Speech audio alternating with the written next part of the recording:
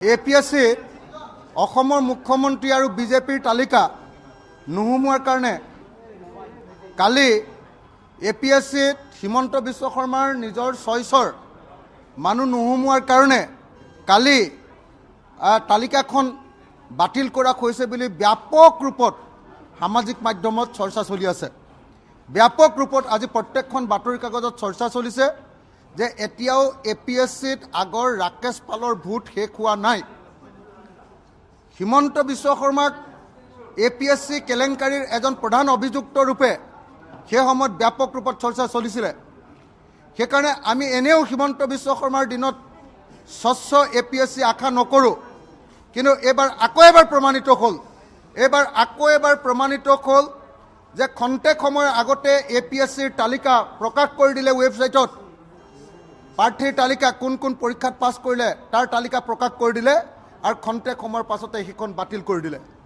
এতিয়া ব্যাপক চৰ্চা চলিছে, ব্যাপক অভিযোগ আহিছে যে মুখ্যমন্ত্ৰী হিমন্ত বিশ্ব শৰ্মাৰ প্ৰাৰ্থীৰ নাম অন্তৰ্ভুক্ত নোহোৱাৰ কাৰণে এনেকৈ APSCৰ তালিকা বাতিল কৰা হৈছে। আমি এই বিষয়টোৰ ওপৰত তদন্ত কৰিবৰ কাৰণে আৰু এই বিষয়টো তদন্ত কৰি অসম বিধানসভাক জনাবৰ কাৰণে আমি অসম চৰকাৰৰ ওচৰত দাবী উত্থাপন কৰিলোঁ। Thank U. APSCত অসমৰ মুখ্যমন্ত্ৰী আৰু বিজেপিৰ তালিকা নুহুমুৱাৰ কাৰণে কালি APSCত হিমন্ত বিশ্ব শৰ্মাৰ নিজৰ চইচৰ মানুহ নুহুমুৱাৰ কাৰণে কালি তালিকাখন বাতিল কৰা হৈছে বুলি ব্যাপক ৰূপত সামাজিক মাধ্যমত চৰ্চা চলি আছে। ব্যাপক ৰূপত আজি প্ৰত্যেকখন বাতৰি কাগজত চৰ্চা চলিছে যে এতিয়াও APSCত আগৰ ৰাকেশ পালৰ ভোট শেষ হোৱা নাই। হিমন্ত বিশ্ব শৰ্মাক APSC কেলেংকাৰীৰ এজন প্ৰধান অভিযুক্ত ৰূপে সেই সময়ত ব্যাপক ৰূপত চৰ্চা চলিছিলে। সেইকাৰণে আমি এনেও হিমন্ত বিশ্ব শৰ্মাৰ দিনত স্বচ্ছ APSC আশা নকৰোঁ, কিন্তু এইবাৰ আকৌ এবাৰ প্ৰমাণিত হ'ল যে খন্তেক সময়ৰ আগতে APSCৰ তালিকা প্ৰকাশ কৰি দিলে ৱেবছাইটত।